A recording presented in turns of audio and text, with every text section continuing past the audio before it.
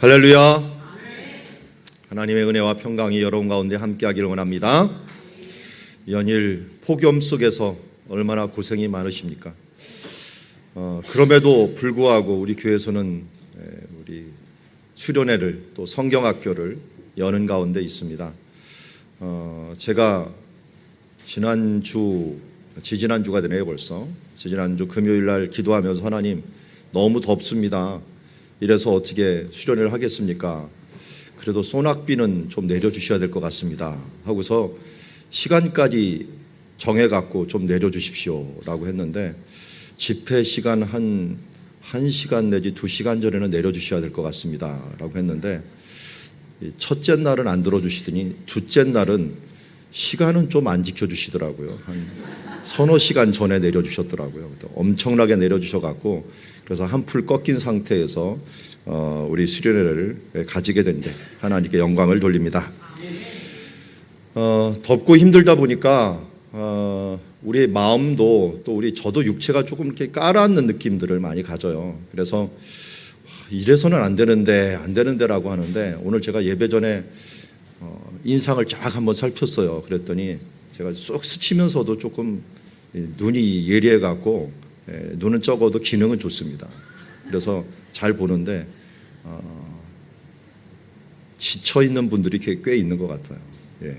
이걸 타개하기 위해서는 우리가 좀 연습을 해야 될 것 같아요. 우리 옆에 사람 바라보면서 잠이 활짝 깰 정도로 환한 미소로 주님의 이름으로 축복합니다 한번 해주시기 바랍니다. 자, 활짝 주님의 이름으로 축복합니다. 옆에 사람 보고서 잠이 안 깼으면 문제가 있는 거예요. 자, 다시 보시고. 우리 지난 주일 이틀 동안 말씀을 들었습니다. 어떻게 하다 보니까 개척 초창기에는 저희 아버님이 오셔갖고 부흥회를 한번 하셨고요. 이제 이틀 동안은 저희 형님이 오셔서 또 말씀을 전해주셨습니다. 말씀에 많은 은혜 받으셨습니까? 네. 은혜 받으셨으면 무슨 말씀이 생각나십니까? 예화만 생각나지 않습니까 혹시? 안개꽃 예화. 뭔 말인지 모르시는 분은 안 오시는 분이고, 또 제가 이 숟가락 밥풀 묻은 숟가락으로 뺨때기 맞은 이야기라든지, 공감 능력 해갖고 제가 같이 가출한 이야기라든지 이런 것만 기억하시면 안 됩니다. 하나님의 말씀이 기억이 나야지 이게 예화가 기억이 나면 안 됩니다.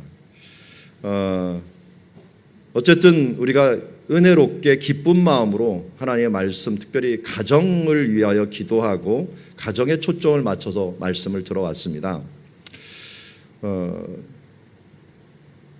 누가 그러더라, 우리 목사님도 저렇게 좀 재밌게 했으면 좋겠다라고 했는데요. 제가 형님한테 얘기했죠.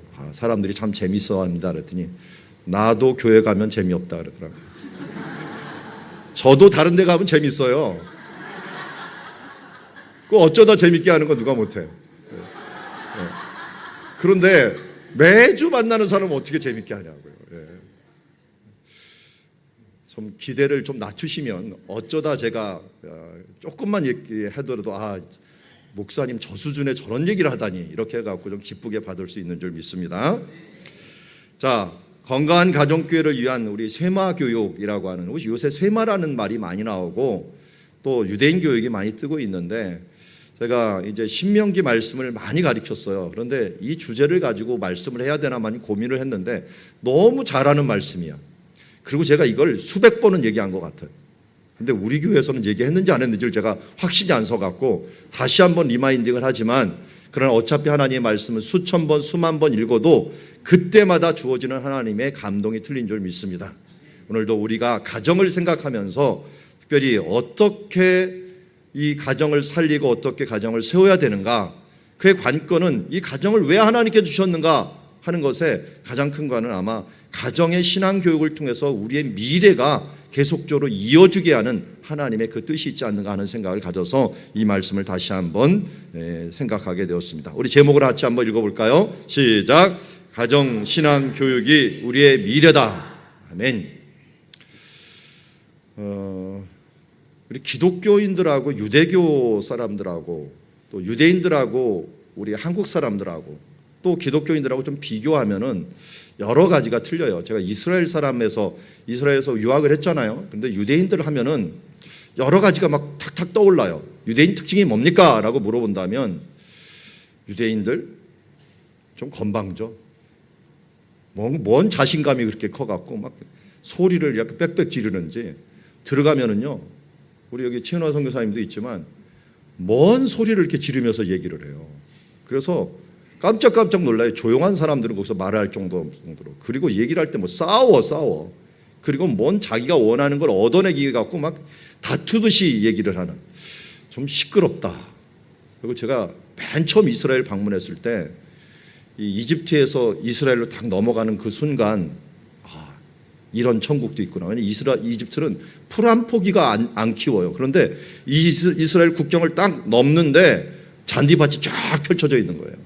그리고 깔끔한 옷을 입은 사람들이 딱 나와갖고 일단 우리를 맞이하는데 야, 분위기가 벌써 완전히 틀리구나 했는데 갑자기 여자들이 그것도 검사를 누가 하냐면 남자들이 안 해요.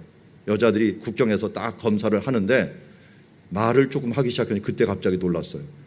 이 여자들 입속에서 고운 목소리가 나온 게 아니라 뭐 이런 소리가 막 나오는 거예요. 알고 봤더니 이스라엘 발음에 이 발음이 많아. 발음. 이 발음이 나오니까 그 사랑한다는 말도 아니 오해보 이렇게 끝에 크로 끝나버리는 이런 언어이다 보니까 왜 이렇게 사람들이 거칠까 할 정도로 좀 거칠어요. 그런데 나중에 보니까 교육할 때도 보면 왜 이렇게 시끄럽게 공부를 하는지 몰라요. 뭐 얘기를 하는데도 막 토론식으로 막 얘기를 하다 보니까 시끄럽게 공부를 해요. 그러면서 그들이 일어나는 일들을 보면서 이게 좋은 점과 나쁜 점이 함께 교차하는 것을 봤어요. 그 가장 근본이 사실 이 오늘 우리가 볼 신명기 6장 1절에서 9절에 있다라고 하는 생각을 가졌어요. 그래서 우리나라도 요새 배우자 그래갖고 쉐마 교육 해갖고 배우는데 그 성경으로 돌아가면 신명기 6장 1절에서 9절에 나오는 말씀이 이 유대인들의 교육의 근간이고 사실은 우리 기독교인들이 이 구약 성경의 완성의 말씀을 받은 사람들이잖아요. 그 완성하는 사람들로서 이 하나님의 교육을 어떻게 해 나가야 될 것인가. 그래서 오늘 본문을 잘 보면은 가르치라는 말에서 시작해서 가르치라는 걸로 끝나요. 1절을 한번 보세요. 1절에 보면 뭐라고 되어 있습니까? 여호와께서 너에게 가르치라고 명하신이라고 되어 있죠. 1절에 가르치라고. 그리고 뒤에 보면은 또 끝에 가서 7절 보십시오. 7절. 뭘로 어떻게 하랍니까? 내 자녀에게 부지런히 어떻게 하라고요? 가르치며 라고 얘기합니다. 그리고 끝에 가서 또 7절 끝에는 강론할 것이며 라고 얘기합니다. 결국은 이 가르치는 것, 교육에 대한 부분들을 여기서 말씀하고 있고 예수님은 이 땅에서 제일 중요한 하나님의 계명이 무엇입니까? 라고 할 때 신명기 6장 4절 5절을 들었어요. 그러니까 가르치라는 말로 가운데 있는 그 가운데 핵심 문구가 가장 큰 계명이고 우리가 평생 마음에 새기고서 우리 다음 세대까지 이어줘야 될 말씀이다 하는 부분들을 알 수가 있습니다. 자, 이런 말씀, 과연 이 말씀은 어떤 말씀인가 하는 것을 한번 우리 보도록 합시다. 뭘 가르쳐야 되는가 봤더니 명하신 명령과 규례와 법도라라고 얘기합니다. 하나님께서 가르치라는 것 중에 하나가 명령과 규례와 법도라는 말을 가르치라고 합니다. 이게 명령은 뭐고 규례는 뭐고 법도는 뭐고 또 여기에 보면 율법이라는 말도 나와요. 율법은 뭘까? 근데 우리는 또 쉽게 이걸 말씀이라고 얘기를 합니다. 말씀. 솔직히 말하면 유대인들한테 이걸 말하면 구분이 없어요. 구분을 잘 못해요.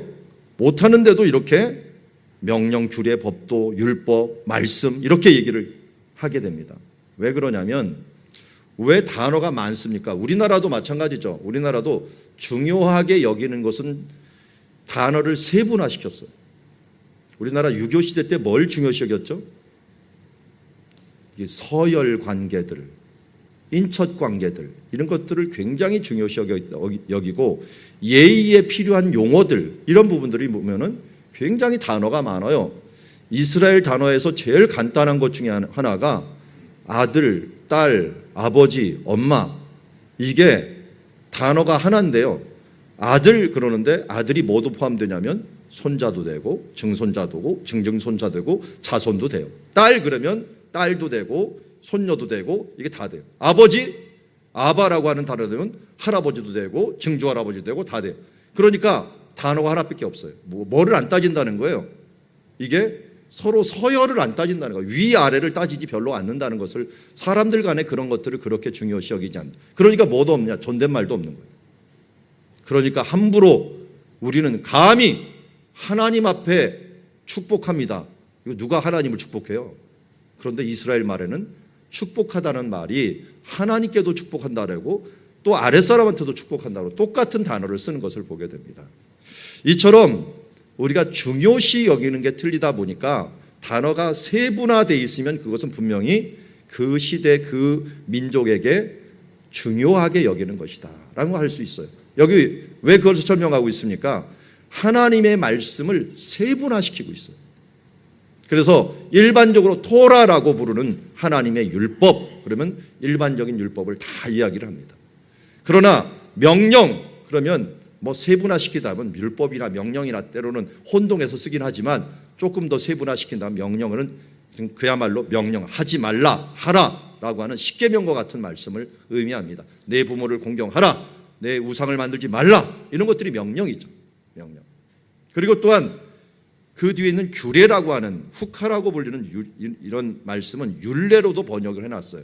규례와 율례 혼동해서 번역을 해놨는데 이것은 레위기에서 나오는 말씀처럼 도덕법, 의식법, 또 사회법, 제사법 이런 법들을 의미하는 것들이 규례이다. 규례에 대해서 또 자세하게 설명해 놓은 것이 뭐냐면 법도예요. 법도. 그래서 어떻게 해야 되는가. 그러면 이런 거예요. 안식일을 거룩히 여기라 하는 건 명령이에요. 명령이면 안식일 날 일하지 말라 하는 것들은 규례예요. 그럼 일하지 말라 해서 어떤 일을 하지 말아야 됩니까? 하면서 상황에 따라서 계속 변화하는 말씀 중에 하나가 법도입니다. 법도. 이런 식으로 자세하게 풀어놓은 것들이 하나님의 율법과 법도예요. 왜 이렇게 하느냐? 하나님의 말씀이 그만큼 중요하기 때문에. 중요하기 때문에. 하나님의 말씀을 지키는 것이 중요하게 됩니다. 이런 것들을 너는 가르쳐야 된다. 가르쳐야 된다. 그리고 가르치는 데 끝나지 않고 뒤에 보니까 건너가서 차지할 땅에서 어떻게 하라고요? 행할 것이다 라고 합니다. 여러분, 최고의 가르침은 행동입니다. 우리 자녀들에게 최고의 교육법은 뭐예요? 내 뒷모습을 보여주는 거예요. 뒷모습. 저는 지금도 좀 아쉬운 게 저희 부모님이 가정 예배를 안 했어요. 어머님이 가끔 가다가 목사님 가정인데도 불구하고 가끔 가다가 우리 가족들을 모여서 가정 예배는 했어도 아버지가 주최한 적은 명절 때 외에는 없었던 것 같아요.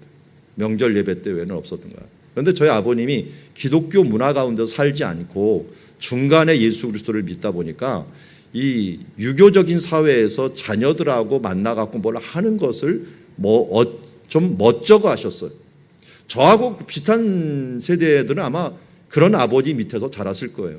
심지어 저는 아버지하고 여행 간 적이 한 번도 없어요. 아니, 가족 여행이 없이 살았어요.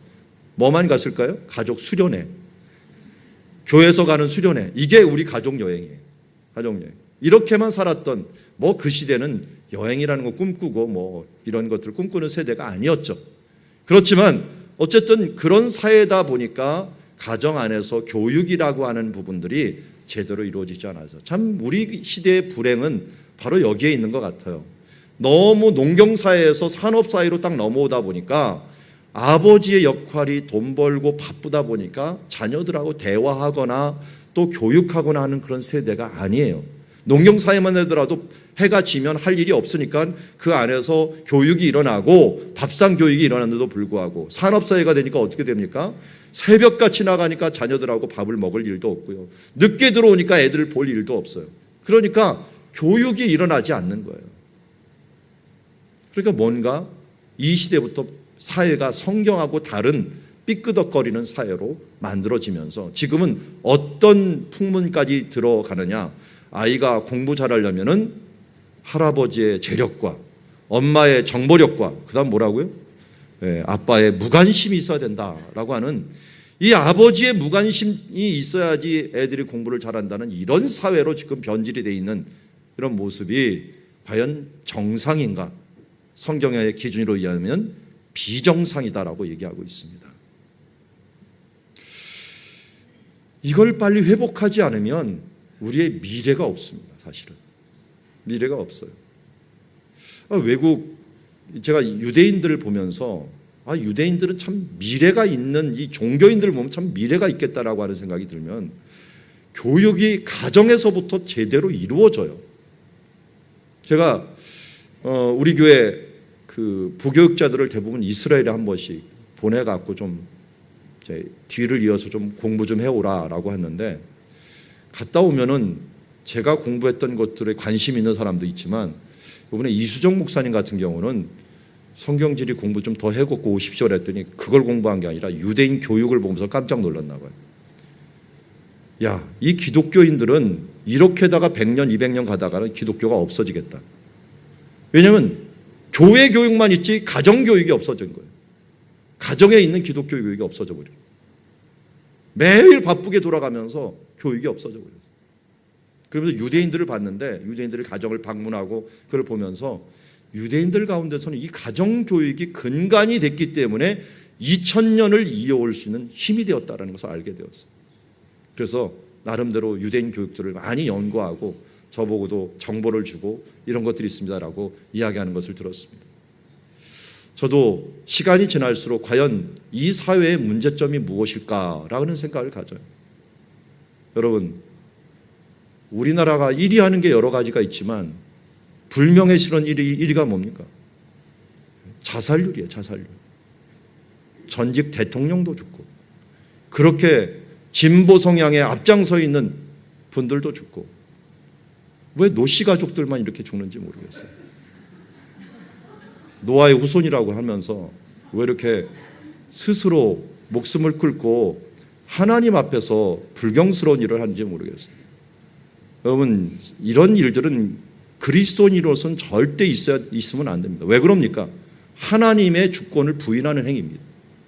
하나님께서 생명을 책임지고 있다면 하나님께 끝까지 맡겨야 되는데 그걸 내 마음대로 하는 행위들은 이거는 하나님을 부인하는 행위라고 할 수가 있어요. 하나님을 대적하는 행위라고 할 수가 있죠. 그런데 그 가장 근본에 들어가면 문제가 뭐냐면 결국은 가정입니다. 내 주변에 사랑하는 사람, 내 고민을 들어주고 나와 함께 동고동락할 수 있는 사람, 끝까지 어떤 면에 있어도 내 편에 서서 기도해주고 함께 할 수 있는 사람, 그 사람 두세 사람만 있다면 우리는 이 세상에서 도피하기 위하여 저 사망의 음침한 골짜기로 나가지는 않을 것입니다. 피하지는 않을 것입니다. 한 번 죽는 것은 정한 것이지만 그럼 심판이 있습니다. 더 큰 심판이 있다는 것을 우리가 잊지 말고 주님 안에서 정말 깨어있는 자들이 되어야 되고요. 이런 어렵고 힘든 사람들에게 서로 좀 이웃이 될 수 있는 사람이 서로 되어줘야 됩니다. 이게 바로 우리가 가르치고 또 하나 되기 위하여 좀 하나 되는 이 하나님의 율법과 법도와 이 규례 가운데 이런 아름다운 사랑의 이야기가 들어있는데도 불구하고 이것을 우리가 자꾸만 잊어버리게 됩니다. 자, 우리 피택자들 교육을 하면서 누가 그런 말씀을 하더라고요. 하나님이 왜 이렇게 명령과 규례와 법도와 이렇게 짜드로 그야말로 지켜야 될 것들을 많이 주셨는가? 피택자들이 창세기부터 읽어갔는데 보니까 레위기, 민수기, 신명기 읽을 때 가장 힘들어 하더라고요. 왜냐하면 먼 해라는 것들은 많은데 자신은 좀 그의 수준에 못 미친 것 같고 그리고 또 뭔 뜻인지도 모르겠고 그게 나와 무슨 상관이 있는지도 모르겠고 하는 이런 뜻이 있을 때가 많다 보니까 이런 규례와 법도와 율례를 읽을 때 참 답답한 기운들이 많이 들게 됩니다. 그런데 이 법도를 왜 주셨을까라고 하는 것을 생각을 하다 보니까 결국 그거 하나예요. 왜 주셨을까요? 하나님과 함께하기 위함이에요. 하나님이 거룩하시니까 너희도 거룩하라라고 했는데 왜 너희도 거룩하라 그랬을까요? 하나님이 함께하고 싶어요. 하나님이 사랑을 주고 싶은데 사랑을 주고 싶어도 어떻게 해요? 사랑 받을 수 있는 사람이 준비가 안 돼 있으면 그 사랑이 뭔지도 모르고 받을 수도 없는 사이. 축복을 주고 싶은데도 불구하고 교만해 있으니까 하나님의 축복을 받을 수가 없고, 하나님이 빛을 비추고 은혜를 베풀어 주고 싶은데도 불구하고 은혜를 받을 수 있는 자세가 돼 있지 아니하고 준비가 돼 있지 않은 사람들에게 어떻게 은혜를 줄 수 있겠습니까? 여러분, 내가 아무리 하나님의 은혜를 부어주더라도, 하나님의 축복을 부어주더라도 우리의 그릇이 꽉 막혀갖고 더 이상 그것을 죄로 막고 있다면 하나님의 은혜가 부어진들 어디 가서 그것이 멈추겠습니까? 하나님의 율례와 법도는 바로 그것입니다. 우리가 하나님의 은혜를 받을 수 있도록, 하나님의 사랑을 받을 수 있도록 준비된 자가 되도록, 거룩한 자가 되어갖고 그 축복을 받을 수 있도록 하기 위함입니다. 어제도 우리 말씀 중에 우리 가정이 더욱더 거룩해져야 된다라고 하는 예로서 우리 밭을 갖다가 가꾸는 이야기를 들었습니다. 밭을 가꿀 때 여러분, 저도 우리 교회 주변에 있는 밭들이 있고 또 우리 많은 분들이 교회 환경을 위해서 도와주지만 처음에 왔을 때 주변은 다 어땠습니까? 다 돌투성이었어요. 화단 하나 만들 때도 얼마나 돌이 많은지 몰라요. 그럴 때 뭐부터 없애야 돼요? 큰 돌부터 없애야 돼요. 그 다음 뭘 없애야 되죠? 중간돌. 그 다음 잔돌. 그 다음 어떻게 해요? 흙이 뭉쳐져 있으면 어떻게 부셔져라도 해고서 그 다음에 물을 붓고 부드럽게 만들어줘야 됩니다. 그러면 씨앗을 돌밭에다가 뿌릴 수 없잖아요. 뿌려봤자 죽는 거 뻔히 알잖아요. 하나님께서는 우리에게 어떻게 하고 싶어 하십니까? 너희들이 부드러워져서 내가 축복의 씨앗 30배, 60배, 100배 열매를 맺는 그 축복의 씨앗을 너에게 뿌리고 싶다라고 말씀하는 겁니다. 그래서 오늘 사실 명령과 규례와 법도 이걸 가르치라는 목적이 여기 2절과 3절에 나와 있어요. 자, 먼저 이 모든 규례와 명령을 지키게 하기 위하면서 지키면 어떤 일이 벌어진다고요? 바로 날이 장구하게 되고, 그리고 또 3절에 보니까 그것을 행하면 어떤 일이 벌어진다고요? 복을 받고, 그리고 또 어떤 일이 벌어져요? 적과 꿀이는 나에서 내가 크게 번성할 것이다 라고 얘기합니다. 하나님의 말씀을 지켜나가는 자. 근데 이 지켜나가는 사람들의 마음이 사실은 어떤 마음이 결국은 되냐면요, 하나님을 2절에 보니까 내 하나님 여호와를 경외한다라고 합니다. 하나님의 마음을 두려워하는 자가 돼요. 그러니까 하나님의 말씀을 받기 전에 그 말씀을 받기 위해서는 먼저 하나님을 두려워하는 마음. 경외가 해석을 굉장히 잘한 것 같아요. 그냥 두려워하는 마음이 아니라 하나님을 존경하면서 두려워하는 마음. 여러분들은 누구 말을 듣습니까? 내가 누군가의 정보를 들으려면 누구 말을 듣습니까? 뭔가 신뢰할 만한 사람 말을 듣지 않습니까? 그리고 참 두려워할 만한 사람의 말을 듣지 않습니까? 오늘 이 명령과 규례를 지킬 때 우리는 하나님을 경외하라고 하는, 결국 하나님을 가르침으로 말미암아 그 자녀들 가운데 형성되는 최초의 마음은 뭐냐면 하나님을 경외하는 마음, 하나님을 두려워하는 마음. 이 마음이 돼야만이 어떻게 해요? 하나님의 말씀을 받고 그 말씀대로 순종하며 살아갈 수가 있는 거죠. 하나님이 창조주 하나님이라는 것, 지금도 살아서 우리 가운데 역사하신다는 것, 이것을 우리 마음속에 믿어야 됩니다. 믿을 때 하나님의 그 말씀대로 행동할 수 있는 자가 될 수가 있죠. 저는 계속 어렸을 때 들었던 말이지만, 이 국가가, 어떤 국가가 가장 행복한 국가를 이룰 수 있을까? 어떤 국가가 민주화가 되면 행복한 국가가 될까요? 보니까 민주화가 된다고 행복한 것 같지는 않아요. 사람들이 워낙 이중성을 많이 갖고 있고 탐심이 많다 보니까요, 서로 자기 소견에 오른 대로 자기 욕심만을 요구하다 보니까 민주화가 된다고 행복하다면은 우리가 30년 전, 40년 전보다 민주화가 훨씬 많이 됐는데, 그러면 우리 생활이 풍요롭고 또 그렇게 됐으니까 행복해야 될 것 아니에요? 그런데 왜 행복 지수는 자꾸만 떨어지는 걸까요? 민주화가 되면 더 나아져야 되는데요. 그래서 플라톤이 말한 게 제 마음에 확 다가와요. 어느 국가가 가장 이상적인 국가인가? 독재 국가다. 누가 독재하느냐? 이 세상에서 가장 지혜로운 사람이 철인이 독재를 하는 국가가 가장 이상적인 국가이다라고 얘기를 하더라고요. 문제는 가장 이상적인 국가를 이룰 수 있는 인물이 없다는 거예요. 얼마 전에 싱가포르를 갔다 왔어요. 여러분 알듯이 싱가포르는 독재 국가인 거 아시죠? 김정은이 와갖고 싱가포르처럼 되고 싶다고 얘기한 나라입니다. 갔더니 정말 1인 독재 체제예요 거의. 그런데 그 사람이 뭘 잘했냐? 법을 잘 만들었어요. 법대로 행하라.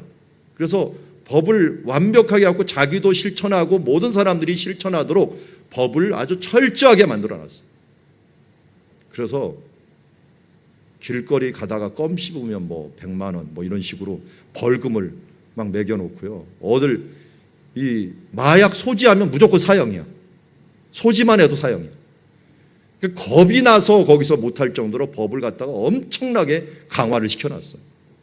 그래서 저도 들어가서 집회하러 갔다가 좀 쫄았어요. 이거 껌을 가져가야 되나 말아야 되나 하는 것도 생각을 했고, 이 길을 걷는데 횡단보도 제대로 안 건너면 몇백만 원 또 벌금 낼까봐 횡단보도 아닌 데로 이쪽으로 건너도 되나. 근데 잘 보니까요, 건너고 있더라고. 횡단보도 아닌데도 사람 없으니까 건너고 있더라고. 왜 저러지? 여기 그런 거 아닌가? 그또 말을 들어보니까 이게 가정마다 또 불심 이 점검을 해갖고 모기 유증이 있는지를 검사한답니다.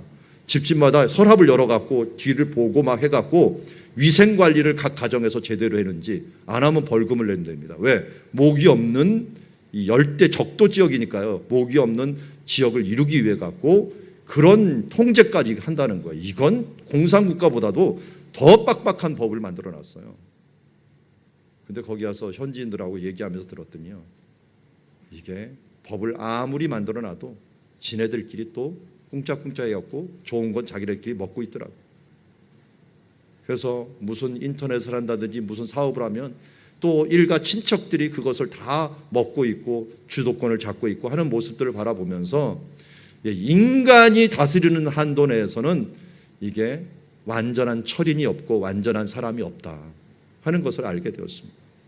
어딘가 부정부패가 일어나고 아무리 좋은 법을 만들어 놓으면 뭐합니까?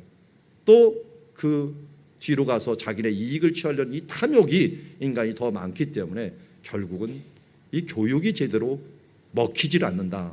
그러다 보니까 사람들이 야당이 생겨갖고 서로 막 하니까, 또 야당이 생기니까 또 그 야당 지역은 어떻게 했는지 아세요? 야당 지역은 청소도 안 해준대요. 아니 그런 나라가 어디 있어요? 야당 국회의원이 딱 생기면요, 이 쓰레기 수거도 안 해준대. 그럼 거기는 모기가 막 들끓고 막 했는데도 가만 놔둬버린대. 그 지역만. 여당 너희들 여당 안 뽑았지? 해갖고 그렇게 만들어버리고, 외국 노동자가 왔고 집이 없으면은 펜스를 딱 쳐놓고 거기다가 철장에다가 다 넣어놓고서 너희들은 밤에는 여기서 지내. 절대 밖으로 못 나와. 하고서 거기다만 지내고 낮에만 또 나와갖고 일할 수 있도록 만들어줘. 이건 무슨 짐승 우리도 아니고 그렇게 만들어 놓은 국가가 이 법의 철저한 국가의 모습을 바라보게 됩니다. 이게 인간의 여러 약한 모습이라고 할 수가 있습니다. 이런 모습을 보면서 과연 인간이 영화롭게, 인간이 참으로 올바른 나라들을 이룰 수 있을까? 거의 불가능하다는 거예요. 그러기에 우리는 누구를 쫓고 있습니까? 인간이 안 되니까 누구요? 완벽하신 하나님 아버지 예수 그리스도를 우리를 따르고 있는 거죠. 우리가 어느 나라를 꿈꾸고 있습니까? 하나님 나라를 꿈꾸고 있죠. 하나님께서 완벽하게 우리 가운데 하실 그 나라를 꿈꾸고 있습니다. 그 나라가 바로 장구하고 그 나라가 복을 받고 그 나라가 번성할 나라인 걸 알고 있는데, 그러면 이 땅에서 우리가 하나님 나라를 이루어 가려고 하나님의 법도를, 하늘에 있는 법도를 이 땅에서 행하는 자들은 뭐가 됩니까? 이 땅이 천국이 되는 거죠. 이 땅이 바로 하나님의 축복을 받는 나라가 됩니다. 그래서 왜 하나님의 율법을 지키고 왜 하나님의 말씀을 지켜야 되느냐? 한 가지입니다. 천국을 이 땅에서 이루기 위함입니다. 바로 이 땅에서 세상과 사람의 법으로 해봤자 거기서는 항상 모순이 나타나기 때문에 우리가 하나님의 법으로 실천하는 삶을 살아야 될 줄 믿습니다. 그럴 때 하나님의 번성의 축복, 하나님의 복의 축복이 여러분들 가운데 있는 줄 믿습니다. 자, 그러면 그 율법의 핵심이 무엇인가? 그게 4절 5절이라고 말씀했죠. 그 4절 5절의 말씀이 바로 이것입니다. 이스라엘아 들으라, 우리 하나님 여호와는 오직 유일하신 여호와시니 라는 말씀입니다. 그런데 이 말씀을 원래 원어로 치자면 이스라엘아 들으라 하는 게 아니라 들으라 이스라엘아. 들으라라는 말이 히브리어로 쉐마라고 불렀죠. 쉐마 이스라엘. 우리 하나님 여호와는 이라는 말은 이렇게 번역을 할 수도 있습니다. 여호와는 우리 하나님이시다. 오직 유일한 여호와시니라는 말은 여호와는 유일하신 분이시다 라는 말로도 번역을 할 수가 있습니다. 그게 조금 더 우리에게 확 다가오는 것 같아요. 들으라 이스라엘아, 여호와는 우리 하나님이시며 여호와는 유일하신 분이시다. 그럼 이게 너무 간단한데 이게 예수님 때도 부르는 노래였고 지금도 부르는 노래고 아침 저녁으로 매일 이 노래를 유대 종교인들은 계속 부릅니다. 쉐마 이스라엘 아도나이 엘로헤누 아도나이 에하. 근데 이걸 계속 부르면서 무슨 강조를 하냐면요, 너는 하나님의 말씀을 듣고 청종해라. 하나님은 우리의 하나님이시다. 이게 선민의식이에요. 양선민 어딨지? 선민의식을 가져야 돼요. 나는 이스라엘 사람이야. 하나님은 우리 하나님이시야 하면서 내 정체성을 깨닫게 돼요. 그리고 무슨 말씀을 또 하냐면 여호와만이 유일하신 분이시여. 이 유일한 분이라는 것은 예수님이 말한 대로 내가 곧 길이요 진리요 생명이니 나로 말미암지 않고는 아버지께로 갈 자가 없느니라 말하는 것처럼 오직 여호와만이 유일하신 하나님이실 뿐만 아니라 유일하신 해결책이요 유일한 축복의 통로요 유일하신 경배의 대상이다 라고 하는 모든 것을 포함하고 있어요. 그래서 이 신앙 요거 하나가 그들의 정체성과 방향성을 결정하는 것을 보게 됩니다. 여러분, 우리는 과연 내가 어떤 존재인가 하는 것들을 분명히 알고 계십니까? 선민이가 지금 들어오네. 내가 하나님의 선민인 걸 믿습니까? 내가 하나님의 자녀인 걸 믿습니까? 그렇다면 내 정체성을 잘 알아야 돼요. 자녀이면 자녀답게 살아야 될 것이고, 자녀이면 자녀의 권세를 내가 잊지 말아야 될 것이며, 또 자녀이면 우리가 앞으로 얻을 하나님의 나라를 상속할 그 미래를 우리가 놓치지 말아야 됩니다. 정체성을 잃지 말아야 됩니다. 하나님은 우리의 하나님이시다. 그리고 또한 하나님은 우리의 유일한 길이다. 예수 외에는 다른 길이 없다. 예수님 외에는 다른 방법이 없다 라고 하는 것을 우리가 알고 우리가 주님을 살펴보고 주님 안에서 살아가는 주의 자녀들이 되기를 원합니다. 우리 앞부분 대부분들이 알기 때문에 우리 같이 한번 입으로만 한번 불러볼까요? 쉐마 이스라엘 아도나이 엘로헤누 아도나이 에하. 아멘. 여러분, 하나님이 우리 하나님이신 것을 믿습니까? 하나님이 유일하신 분임을 믿습니까? 이걸 삶으로 여러분들이 증명해내는 주의 백성들이 되기를 원합니다. 그러므로 우리가 어떻게 살아야 되는가? 이런 하나님의 자녀이고 유일하신 모든 길에 유일한 통로가 되시는 분이 하나님이시라면 우리가 그 다음 행할 행동은 딱 한 가지, 사랑하라 여호와를. 내 마음을 다하고 뜻을 다하고 힘을 다하여 내 하나님 여호와를 사랑하라 라고 말씀하고 있습니다. 우리가 행할 일들은 하나님을 사랑하는 것이에요. 사랑하는 일. 어떻게 해요? 마음으로, 목숨으로, 힘을 다해서 사랑하는 일입니다. 이 사랑, 이런 사랑이 나타난 최고의 분출구가 뭐냐? 그게 제사였습니다. 제사에는 뭘 드렸습니까? 마음을 대신해서 우리 유대인들은 인간의 마음이 어디 있냐면 창자에 있다고 느꼈죠. 창자 가운데 콩팥이 있었기 때문에 그 콩팥을 드리면서 마음을 드리는 예배를 하겠습니다 라는 것을 다짐했습니다. 목숨, 뜻이라고 하는 부분들은 피를 의미했습니다. 그래서 피를 하나님께 쏟아드리면서 우리의 마음을 드립니다 라고 하는 예배를 드렸습니다. 힘을 다하여 예배를 드린다 라고 하면서 그 기름을 따로 떼어서 동물에 있는 기름을 다 떼어서 하나님께 태워서 드리면서 우리의 힘을 다합니다 라고 하는 예표로서 뭘 하기 위해서 하나님을 이렇게 예배한다라고 하는 것은 예배 대신에 무슨 단어가 들어가는 거예요? 사랑이라고 하는 단어가 들어가는 거예요. 하나님을 사랑하는 마음으로 예배 드리는 것입니다. 하나님은 무엇이다? 하나님은 사랑이시다. 우리를 창조하신 목적도 딱 한 가지입니다. 어떻게 보면 하나님 우리를 사랑하시기 위하여 사랑의 대상으로 삼으셨습니다. 로봇을 만들지 않고 짐승들로 끝나지 아니하고 그냥 자연 만물로 끝나지 아니하고 사랑을 주고받을 수 있는 유일한 대상으로 인간을 만드셨습니다.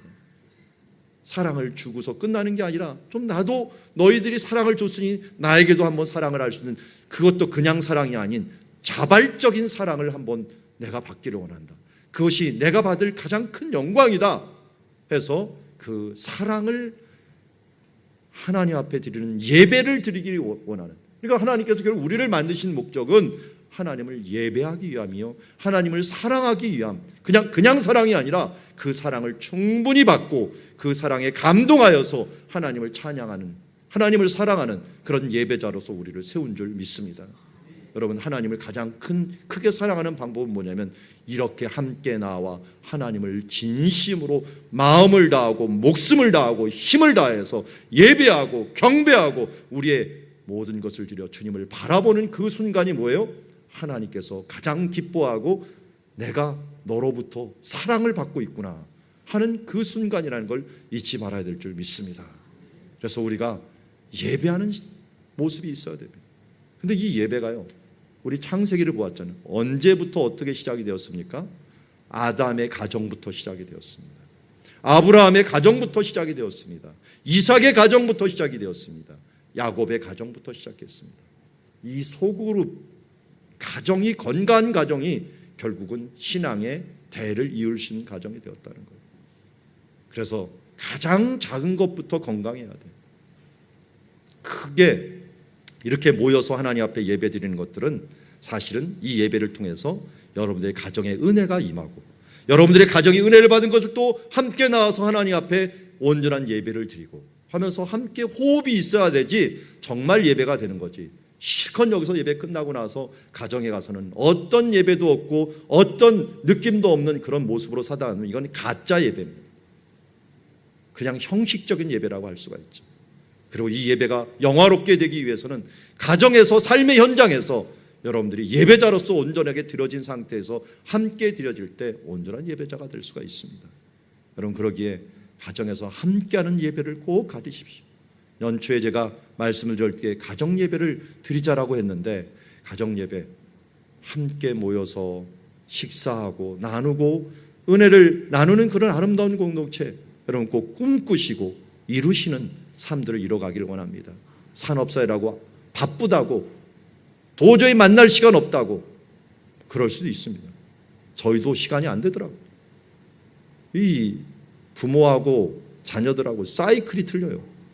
애들은 새벽을 향하여 나가고 부모는 아침을 향하여 나가고, 그러니까 서로 사이클이 틀리다 보니까 공통부모 찾기가 너무 힘들어요.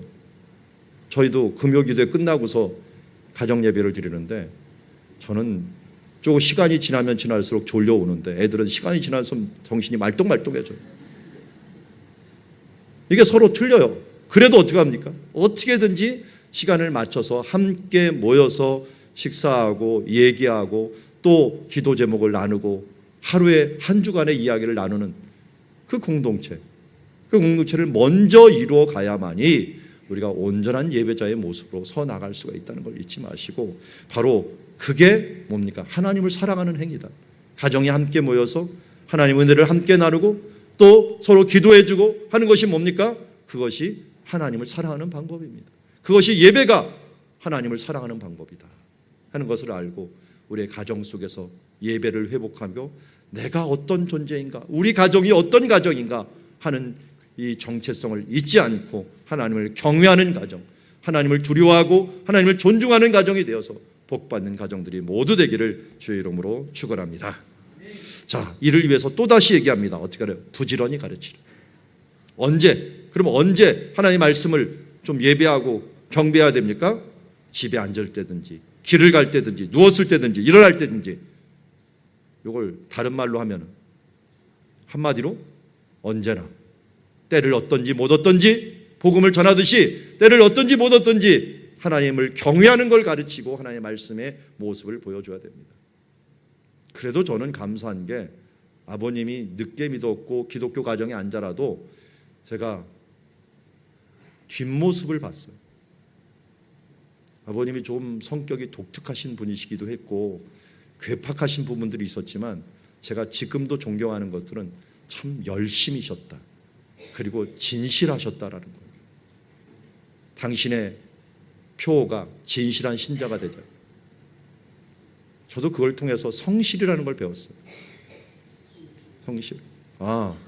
또 성실 그러면 또 생각나는 사람이 있군요.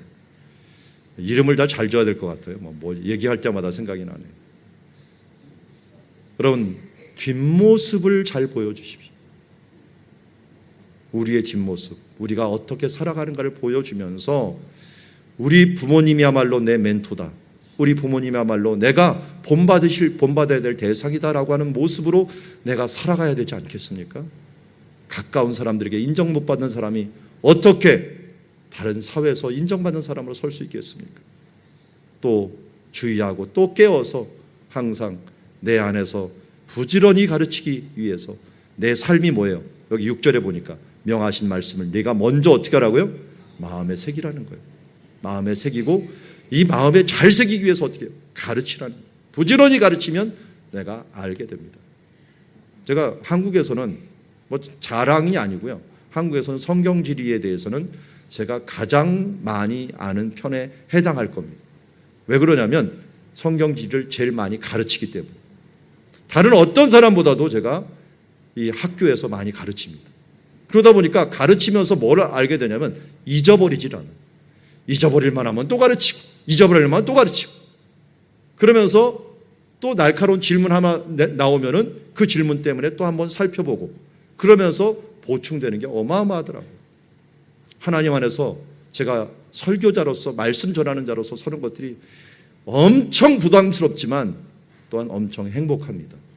왜냐하면 계속 배우게 돼요. 설교를 제가 지금 오늘 한 설교를 누가 했을까요? 세계 누구도 하지 않았어요. 또 누구 것도 참 누구도 안 했고요.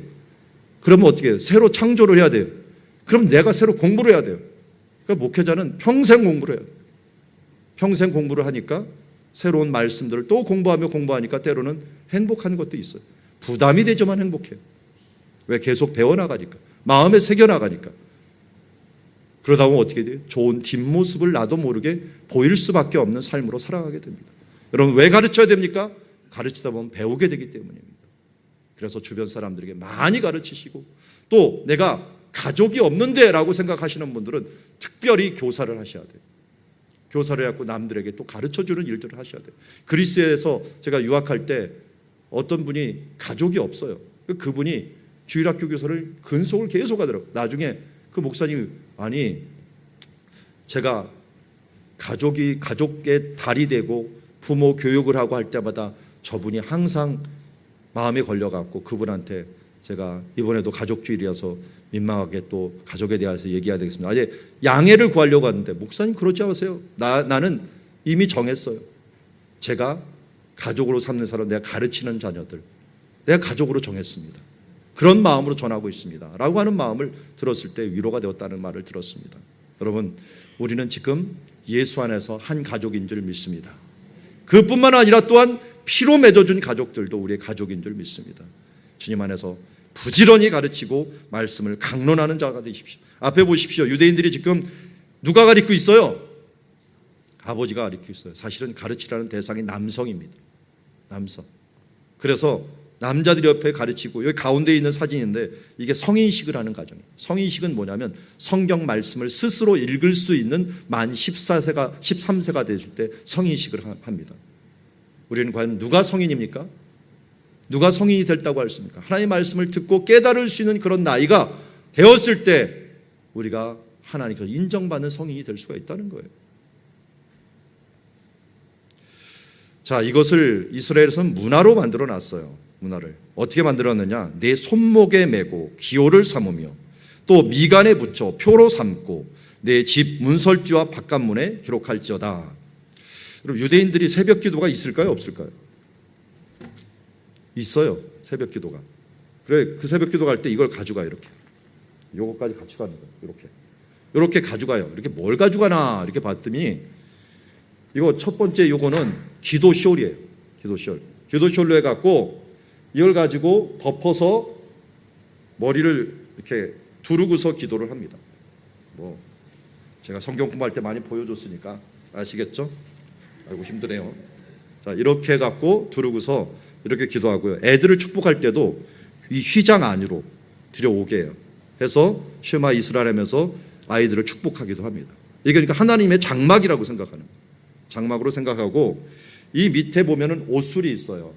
옷술이 말씀을 상징하는 613개의 율법을 정리해 갖고 이게 613을 하는 걸로 여기 나오죠. 마태복음 23장에 오면은 내 옷술을 길게 하고 이걸 옷술을 길게 만들어 갖고 자기의 경건을 표시하는 걸로 말하고 있는데 이게 바로 말씀을 기억하게 하는 장치예요.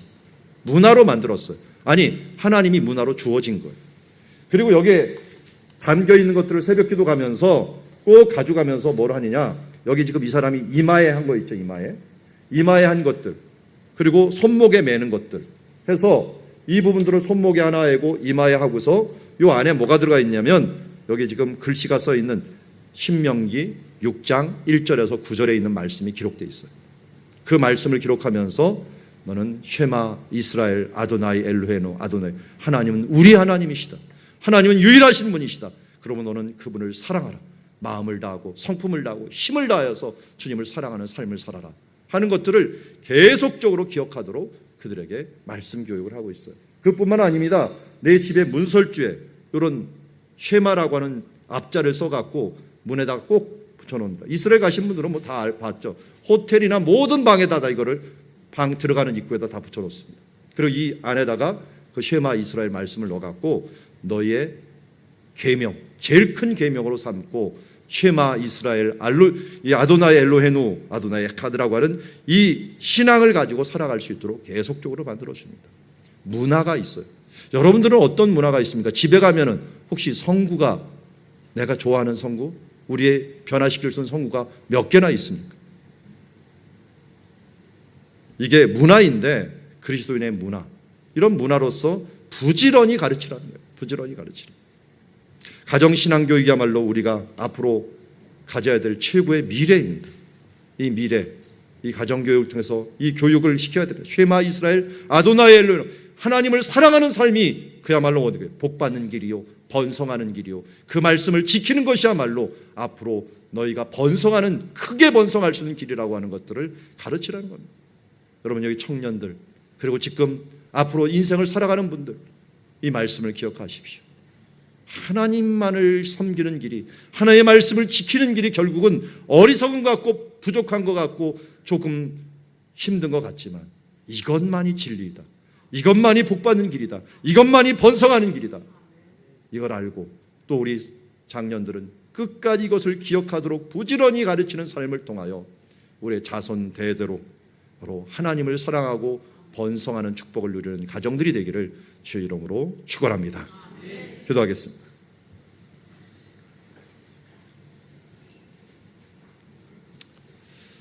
하나님 아버지, 우리의 가정들이 참으로 예수의 신앙을 잘 보존하고 하나님을 경외하고 그로 인하여 복을 받고 그로 인하여 장구한 번성의 축복을 받아야 되건만 우리가 가정에서 너무나도 본보기가 되지 못하고, 그리고 우리의 뒷모습과 우리의 예배의 모습이, 그 찬양의 모습이 흘러나오지 못함으로 말미암아 주님, 예배가 끊겨버리고 신앙의 대가 끊겨버리는 불행한 역사가 우리 주변에서 자주 일어나는 것을 봅니다. 주님, 우리 사랑누리 가족들, 이러한 불행한 역사가 일어나지 않도록 진정으로 오늘 말씀을 가리키고, 들으라 이스라엘아, 여호와는 우리의 하나님이시다. 여호와는 유일하신 분이시다. 그러니 너는 하나님을 사랑해라. 마음을 다하고 목숨을 다하고 힘을 다하여서 주님을 예배하는 자로서 살아라 라고 하는 이 말씀을 마음에 새기고 이 말씀을 부지런히 가르치고 자손 대대로 이어지는 계명으로 전할 수 있어 주여 우리의 기독교의 가정, 건강한 가정 이루게 하여 주시옵소서. 주님, 이 일들에 힘쓰겠습니다 다짐하며 나아갑니다. 주여, 말씀에 끝나는 것이 아니라 삶으로 실천하는 우리 사랑누리 가족들 되어서 주님, 사랑누리 명문가가 나오게 하여 주시옵시고 주님, 예수 그리스도를 믿는 번성함의 축복함이 주여 우리 가족 주변에서 계속적으로 일어나게 함께하여 주시옵소서. 예수 그리스도 이름으로 축복하며 기도드리옵나이다. 아멘.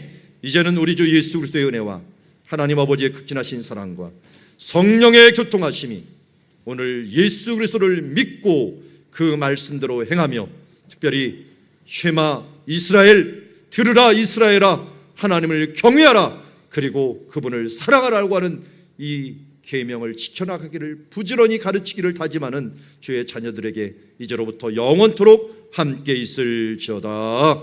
아멘.